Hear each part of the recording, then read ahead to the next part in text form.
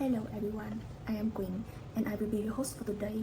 On behalf of our group, I would like to introduce our topic of cybersecurity audit. In auditing, a cybersecurity audit focuses on evaluating organizations' IT internal control. These include general control and application control. The purpose is to reduce risks like unauthorized access or unauthorized change to data or software. And moreover, its system crash and important transaction processing, thereby ensuring the reliability and security information. With that position in mind, I would like to now hand it over to Nguyen, who will introduce us to traditional auditing in cybersecurity. Let's begin with traditional auditing in cybersecurity. There are two main types: general control audit and application control audit. General control audit examines the overall IT environment.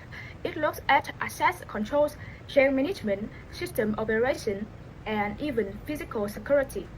The goal is to make sure the IT infrastructure is both reliable and secure. For example, imagine if every employee could walk into the server room freely. That would be a huge security risk. A general control audit ensures that only authorized IT staff have access and that all access is logged properly. On the other hand, application control audit focuses on specific applications like ERP or accounting system. It checks whether the application works correctly, whether data integrity is preserved, and whether users follow security rules. For instance, in accounting software, a staff member may be able to record invoice but not modify final financial reports. Only the chief accountant should have that right, and an application control audit will test whether the system enforces such rules. However, the technology and cyber threat landscape has changed dramatically. Traditional audits focusing only on general and application control are no longer enough. On a global scale, cybersecurity threats have becoming increasingly severe. Big data is one clear example. Organizations now generate massive amounts of information every second, from banking, e-commerce, and even social media. Big data has detected unusual activities like fraud or hacking. For example, if most customers transfer less than 5,000 a day, but one account suddenly transfers 100,000 at midnight, the system flags this as abnormal. Yet, the more data organizations store, the bigger the target they become for hackers. At the same time, cybercrime costs are skyrocketing. According to Cybersecurity Ventures, global cybercrime losses are expected to reach 10.5 billion by 2025. This is a figure that also the harsh pressure on business globally. Attacks are becoming more sophisticated and frequent, putting companies under huge pressures. With that situation, organizations face risks that traditional audits cannot fully cover. These have created strong demand for cybersecurity auditing. Audits that now focus on AI tools, continuous monitoring, and compliance. This leads us to ITSOX audit, which is a higher level of development focusing directly on financial systems. Under the Sarbanes-Oxley Act, or SOX, companies must implement IT controls, known as SOX controls, to ensure the accuracy and reliability of financial statements. These include IT general controls and application control, but with stronger emphasis on compliance, data security, and incident response. And after that, we will turn into depth. We will discuss the current trend shaping cybersecurity here in Vietnam. I will talk about the trend of cybersecurity auditing in Vietnam with a focus on internal controls. As Vietnam's digital economy grows, cyber threats are rising sharply. We have seen millions of user accounts leaked, ransomware attacks, and even breaches of financial data.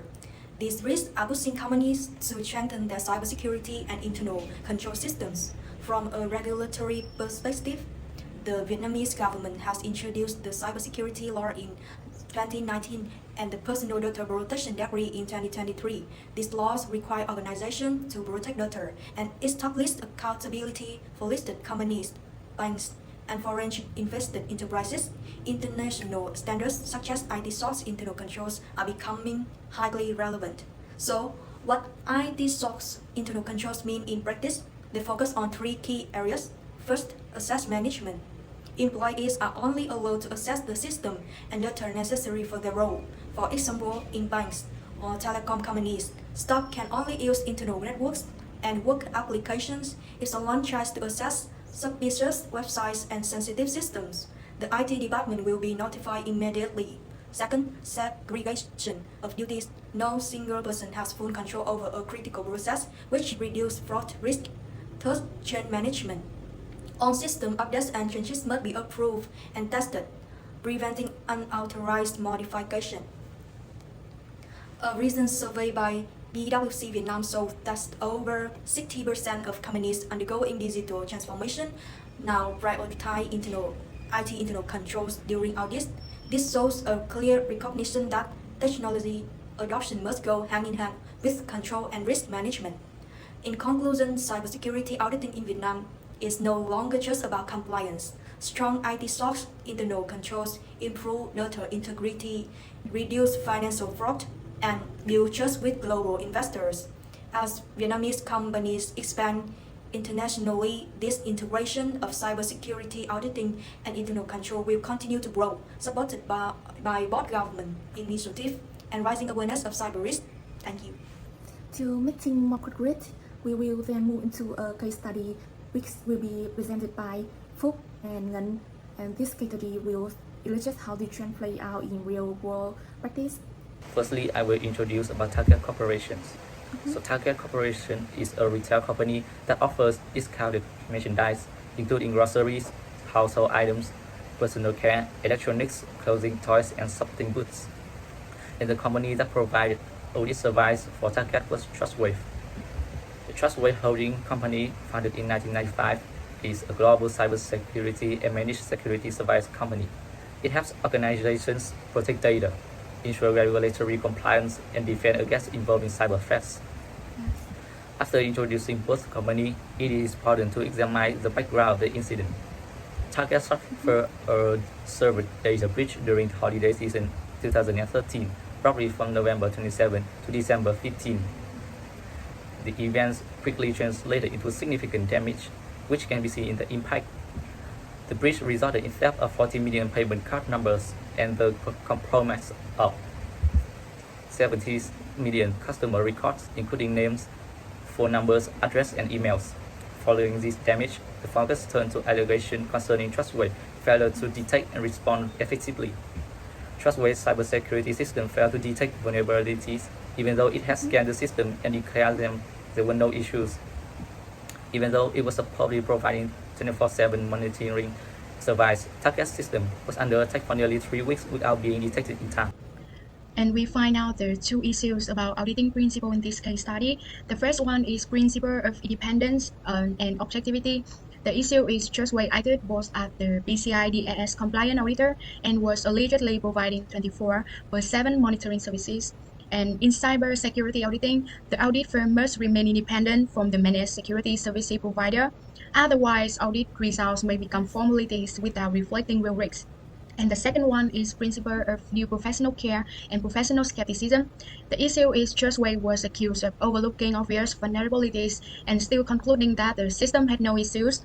And in cybersecurity auditing requires auditor to keep skill up to date and go beyond checklists by accessing real-world risk context. And that's all the case study that we find out. And that brings us to the end of our session. Thank you for joining us today.